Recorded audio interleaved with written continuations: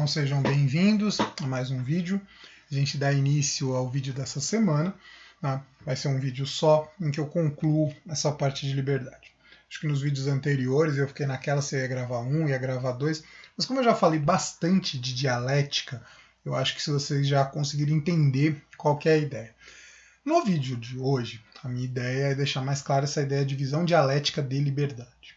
Então, a gente entender que lembrando lá do movimento do professor Zé Paulo Neto,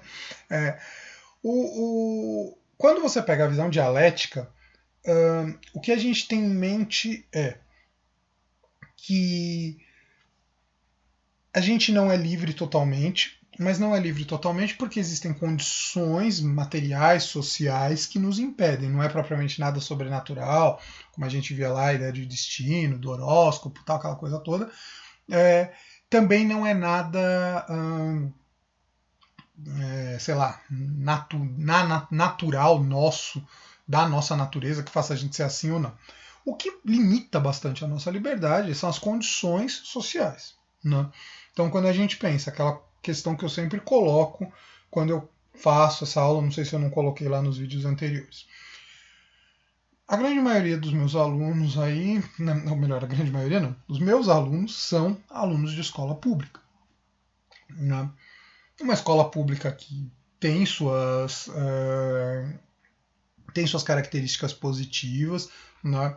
De maneira geral, é uma escola que não temos problemas de falta de professor, pelo menos assim, não de faltar professor daquela matéria. A gente pode ter problema de professor que falta, não vou entrar nesse mérito.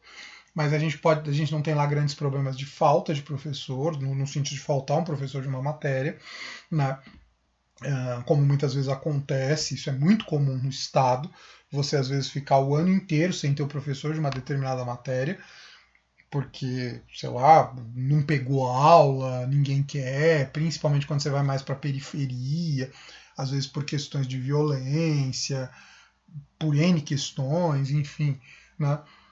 Não é o caso no Caruzi, vocês têm professor de todas as matérias, mas vira e mexe quando eu dou essa aula, eu escuto dos alunos, mas a gente ficou sem tal ano a gente ficou sem aula disso, sem aula daquilo. Então, ou seja, mesmo sendo uma escola que não está na periferia, você ainda tem esses problemas de vez em quando, né? Mas via de regra não é uma escola que falta professor, mas ainda assim tem suas limitações. Ainda assim tem suas limitações. Principalmente quando você compara com uma escola particular. Lógico, uma escola particular, top. Não vamos pegar também qualquer escola particular. Tem muita escola particular aí que às vezes é pior que escola pública, escola do Estado. Mas a gente vê como essa situação ela traz limitações nas liberdades de vocês. Né? Pensando aqui, conversando especificamente com os meus alunos, traz limitações nas liberdades de vocês. Qual de vocês está realmente preparado para passar no vestibular de medicina da USP? Estamos falando de USP, uma universidade pública. Se a gente for parar para pensar, a maioria não está. Se é que tem alguém que está. São condições materiais que colocam limites na liberdade de vocês. Pode ser uma vontade, estudar medicina na USP. Isso que eu estou colocando passar no vestibular, porque tem outros problemas. Né? Fazer medicina na USP é regime integral, é horário integral, você precisa ficar lá por 8 anos o dia inteiro. Então, ou seja, tem as especificidades que eu nem sei direito. Então, ou seja, tem uma série de questões que dificultam o aluno, né, aqueles que por acaso quisessem ser médicos se formando pela USP, de ter acesso a essa formação. Existe uma série de questões. Isso são as condições materiais. Nós vivemos numa sociedade que é a sociedade capitalista. A sociedade capitalista ela é marcada pela desigualdade, gostem vocês ou não. Né?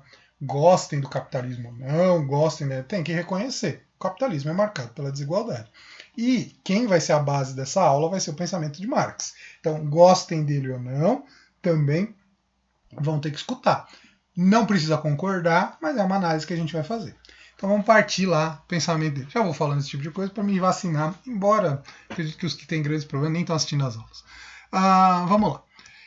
As condições materiais são constituídas pela sociedade. Isso é uma coisa que a gente precisa entender.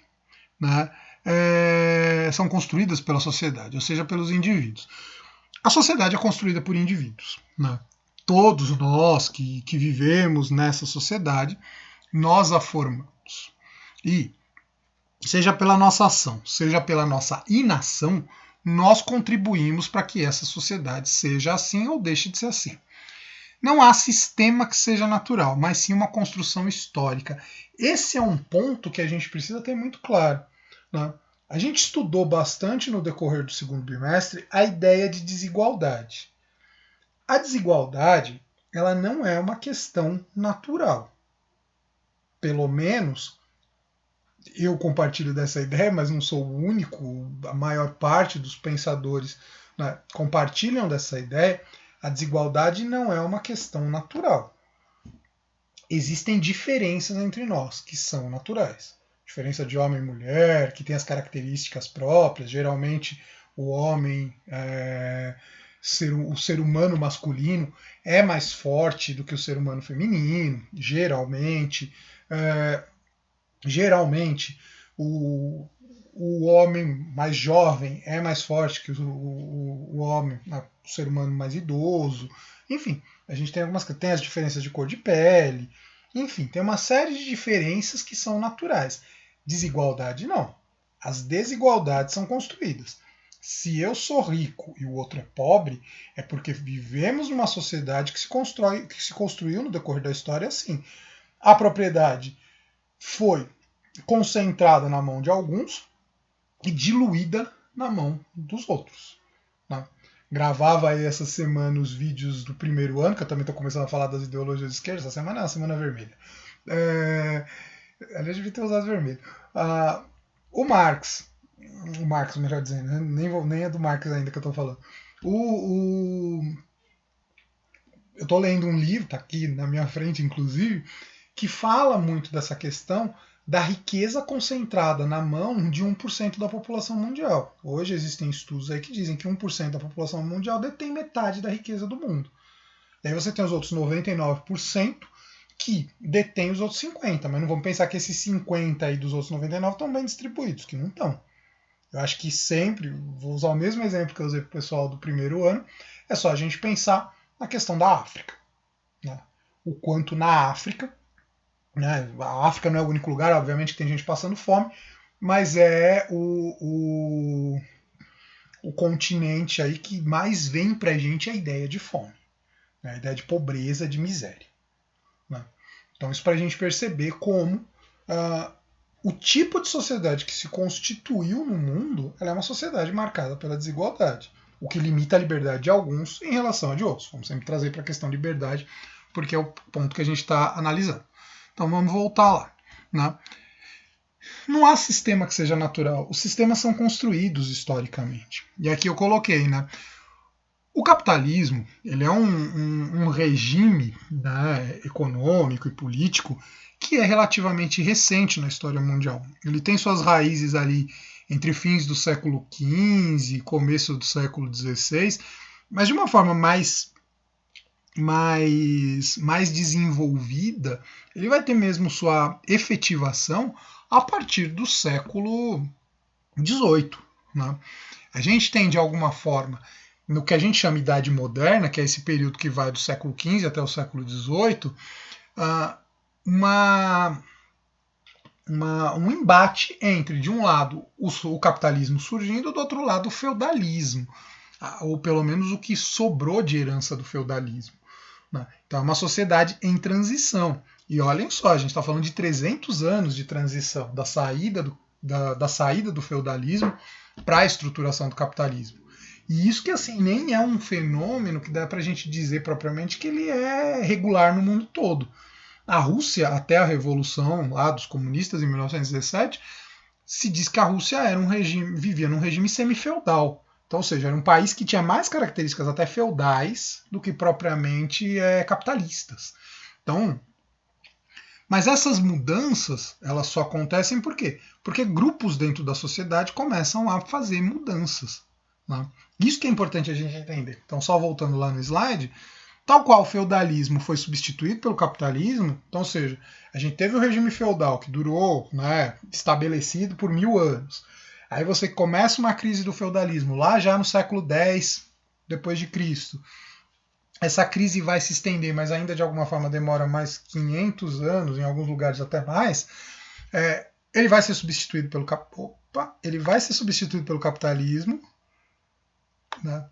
Ele vai ser substituído pelo capitalismo, mas o feudalismo também substituiu o escravismo, que era próprio da sociedade grega, né? A sociedade greco-romana. Então, ou seja, nenhum sistema ele é natural. Eles se constituíram no decorrer da história.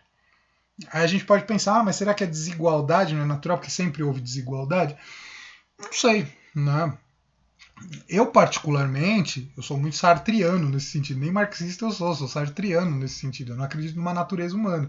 Para quem não está entendendo o que eu estou dizendo, tem os vídeos de Sartre, posso deixar referência aqui, né? Que era matéria do segundo ano, não sei como foi trabalhado, se foi trabalhado ano passado com vocês. Mas o Sartre, só para a gente fazer um paralelo rápido aí, ele não defende a ideia de uma natureza humana. Ele diz que nós somos aquilo que a gente se constrói ser. Não existe uma essência humana. Que existe talvez uma certa característica egoísta do ser humano, eu posso até concordar. Que nós somos essencialmente egoístas, eu não sei. Eu acho mais complicado. Mas enfim, isso é uma questão que posso deixar para vocês pensarem, não é o que eu defendo. Nenhum sistema ele é natural, então ele pode ser substituído. E de acordo com Marx, a história da humanidade é a história da luta de classes. Isso ele diz lá no Manifesto Comunista. Talvez sua obra mais famosa. Não é a principal, mas é uma das mais famosas. Então, a história ela sempre vai ser marcada por oprimidos e opressores. O que movimenta a história é a luta entre oprimidos e opressores. Acho que eu coloquei isso lá no vídeo da dialética. A dialética do Marx é essa. É a dialética que se dá entre as classes que estão sempre em oposição, oprimidos e opressores. Senhores de escravos e escravos, o senhor feudal e o servo, o burguês e o proletário. São esses os grupos que historicamente tiveram em luta. Quando isso vai acabar? No dia em que não existir mais classes. Basicamente o que o Marx defende é isso, é uma sociedade sem classe. Uma sociedade que todo mundo tem mais ou menos as mesmas condições. Né? Oprimidos e opressores entram em luta, os opressores buscando manter seus privilégios e os oprimidos buscando, né, melhores condições de vida.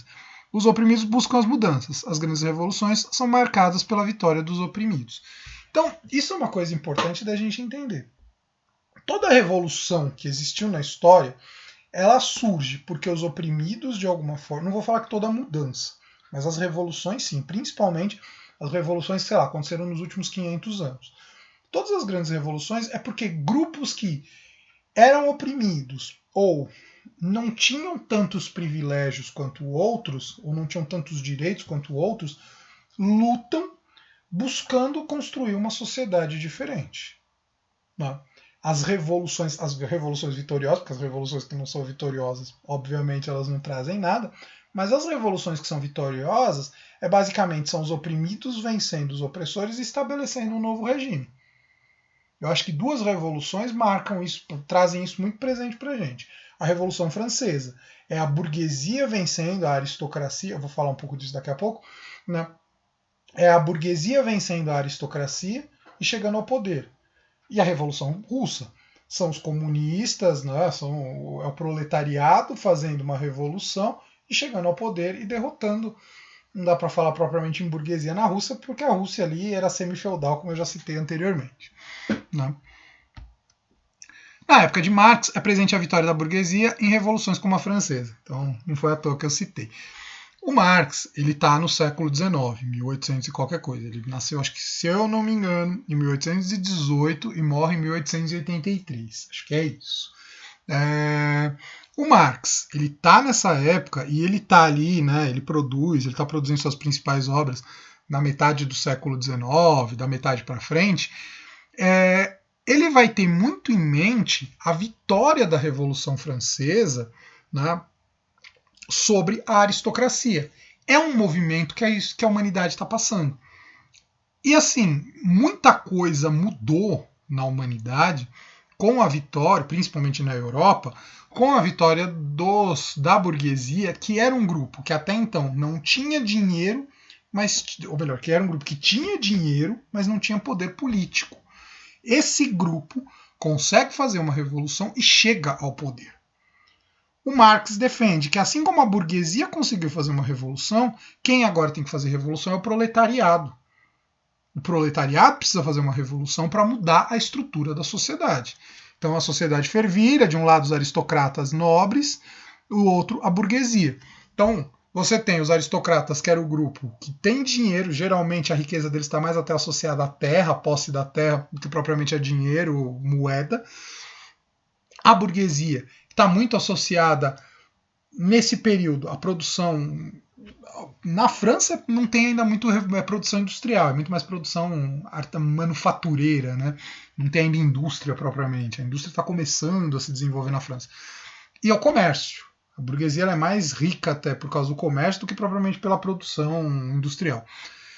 São dois grupos que têm dinheiro, ou os dois grupos que são ricos, mas os aristocratas têm poder, a burguesia quer poder. Esses grupos estão em choque. Só que contra os dois existe o proletariado, que é o terceiro grupo, que na verdade não tem nem dinheiro nem poder. E que o Marx defende que tem que fazer revolução. E na verdade já começa no século XIX a tentar uma organização.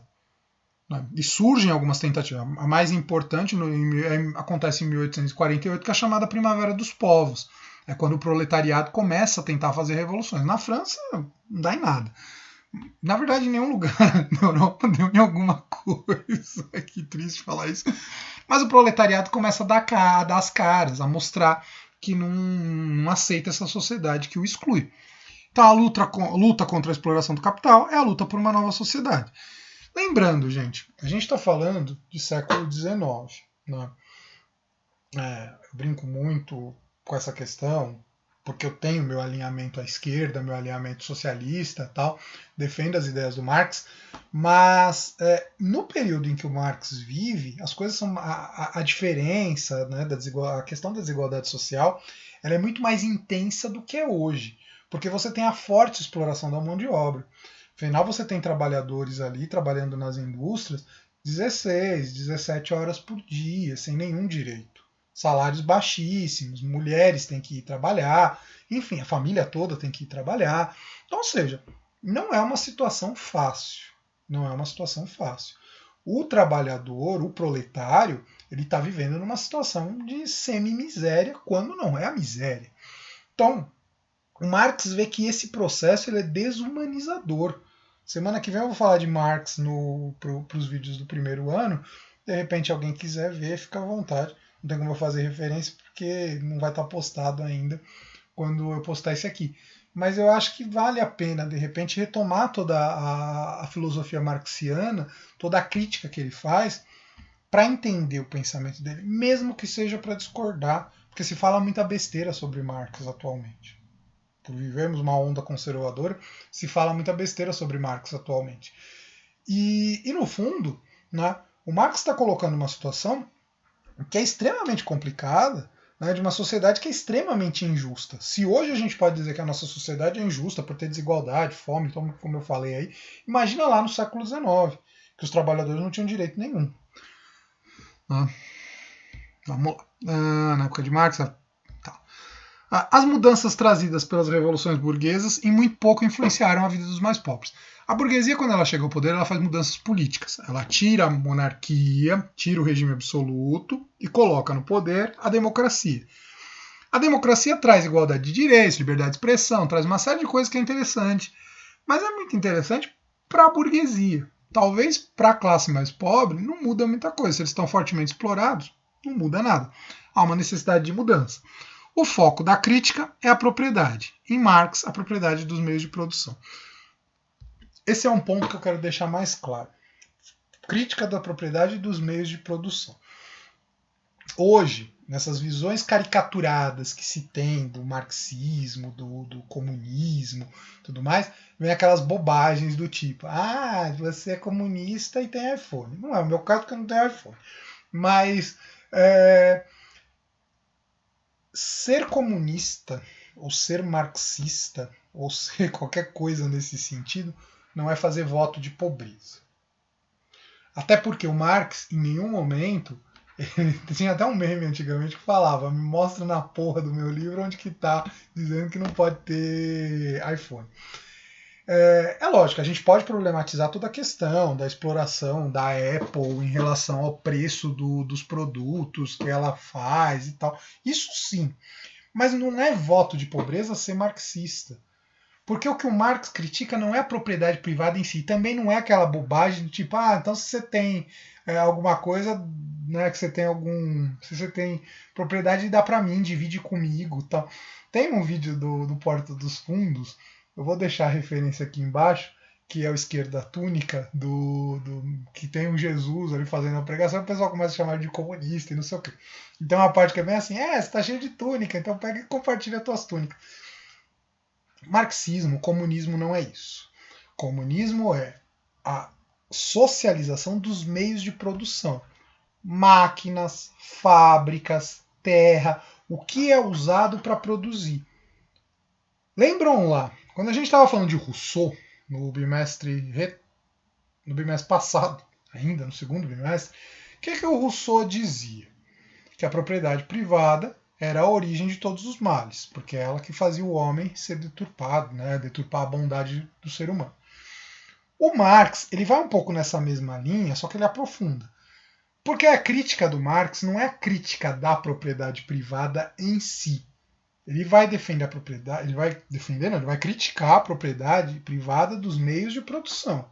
Então, ou seja, fábricas, máquinas, terra, isso tudo não pode estar na mão de alguns da burguesia. Porque se está na mão da burguesia, automaticamente a burguesia ela vai explorar. Né? E aí o trabalhador, não tendo muito o que fazer, ele é obrigado a aceitar o salário que é pago. Né? Ou você aceita o salário que é pago e quase morre de fome, ou você não aceita e morre de fome de uma vez por todas. Né? Hoje se fala muito em trocas voluntárias. Não existe troca voluntária para o trabalhador. O trabalhador ele tem que se sujeitar. Voltamos à questão da liberdade, só para a gente não perder, para a gente não perceber que está morrendo, morreu o assunto. O trabalhador, se ele não tem emprego, ele não tem dinheiro, ele não tem liberdade. Hoje a gente vivemos a situação da pandemia.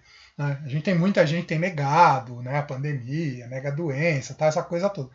Mas tem muita gente que é obrigada a trabalhar, não pôde fazer a quarentena, não porque não quis, não pôde cumprir a quarentena, não porque não quis, mas porque ou cumpria a quarentena, ou morria de fome, ou cumpria a quarentena, ou voltava a trabalhar, né, ou morria de fome, teve estabelecimento que não fechou.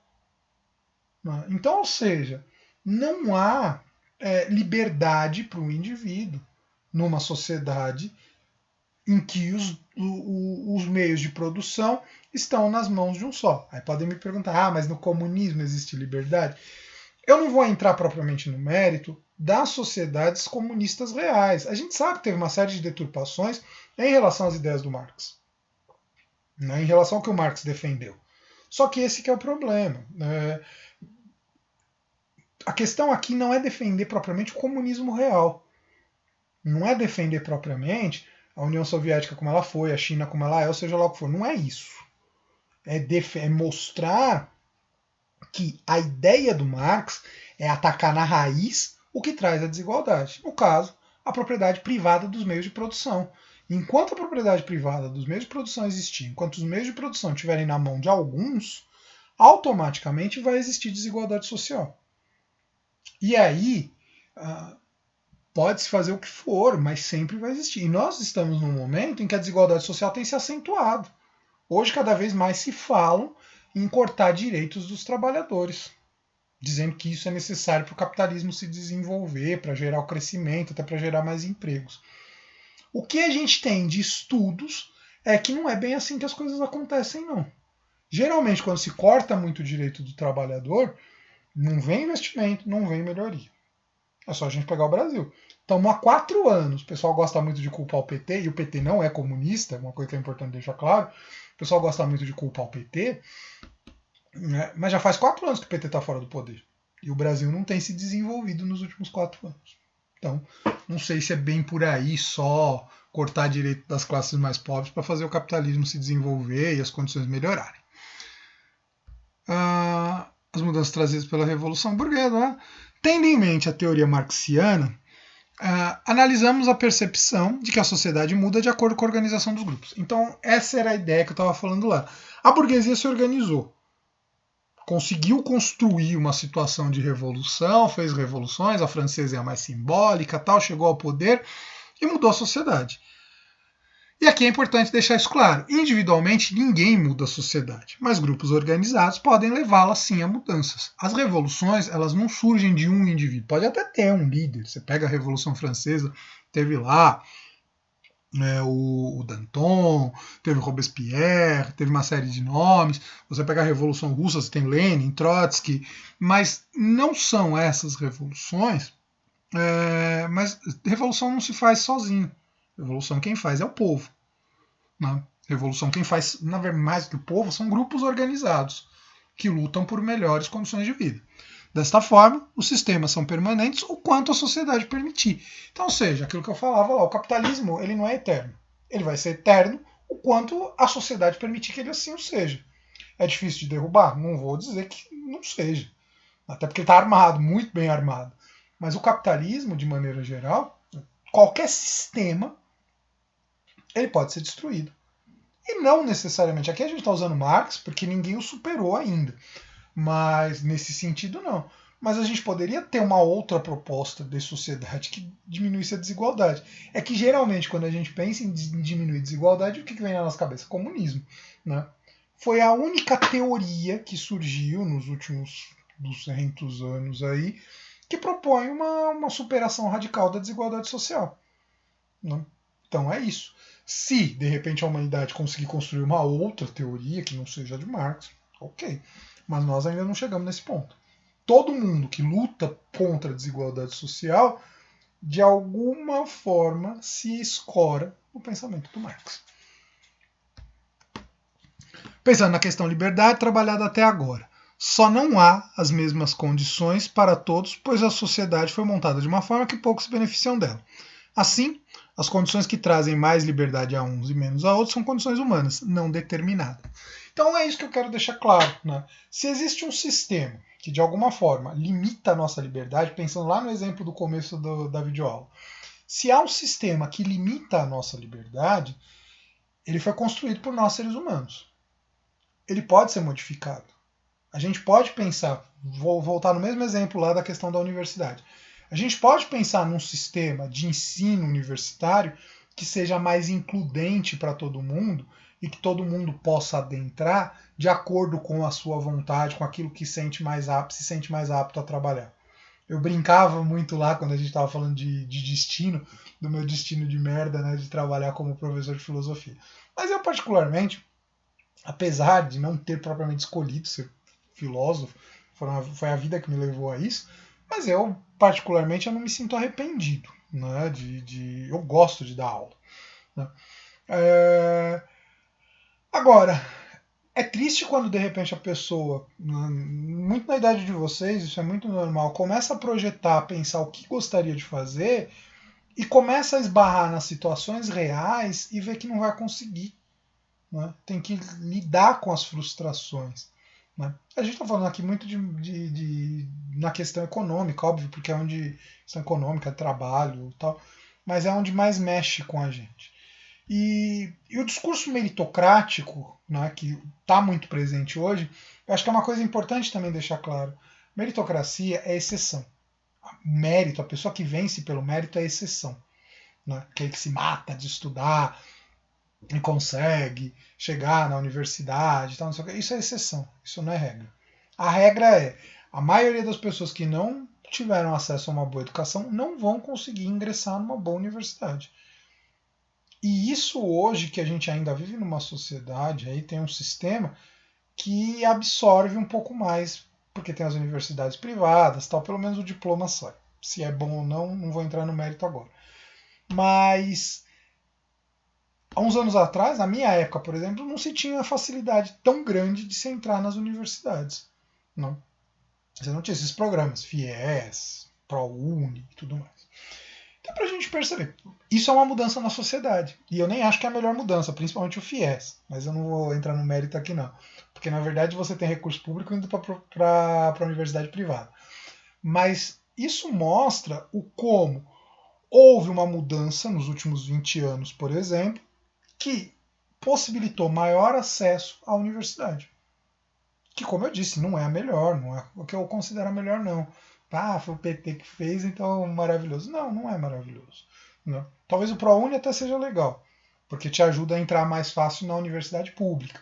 Mas o FIES não. O FIES ele tem bastante problemas quando a gente para pensar do ponto de vista, de um ponto de vista até mais radical. Mas enfim, né? Mas o que eu quero deixar claro, praticamente concluindo esse vídeo, é o que Marx aqui coloca para a gente é que as condições materiais elas são assim porque nós construímos a sociedade desse jeito. Nós podemos construir uma outra sociedade que não seja essa e que seja mais igualitária e que ao mesmo tempo dê maior liberdade para todos os indivíduos. Às vezes se coloca um pouco, de repente pode ser que vocês peguem em algum lugar essa coisa, o capitalismo é o regime da liberdade, o comunismo é o regime da igualdade. Na verdade, não existe liberdade se você não tiver uma certa igualdade de condições. É aquilo que a gente dizia lá no começo. Eu não tenho condição, eu não tenho liberdade para pegar o fim de semana e passar em Paris. Então, isso é uma condição material que foi colocada para mim. Agora, essas condições elas podem mudar? Podem. Não só individualmente, mas podem mudar na sociedade. A sociedade ela pode ser modificada. Basta a coisa, né, os grupos quererem.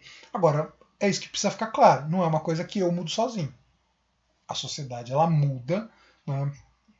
Existe uma série de coisas, mas a principal delas é a organização dos grupos dentro dessa sociedade. Bom, falei demais já, né? Mas enfim, com isso eu termino esse vídeo, né? É o último vídeo desse bimestre. No bimestre que vem, muito provavelmente eu farei menos vídeos, volto a conversar com vocês mais pra frente, e porque, como eu já disse várias vezes, eu tenho sérios problemas com a matéria do quarto bimestre, da forma como ela está colocada, então eu talvez pense numa outra forma de trabalhar. Mas esse é o último vídeo desse bimestre, com isso então eu encerro esse vídeo e esse bimestre, ok?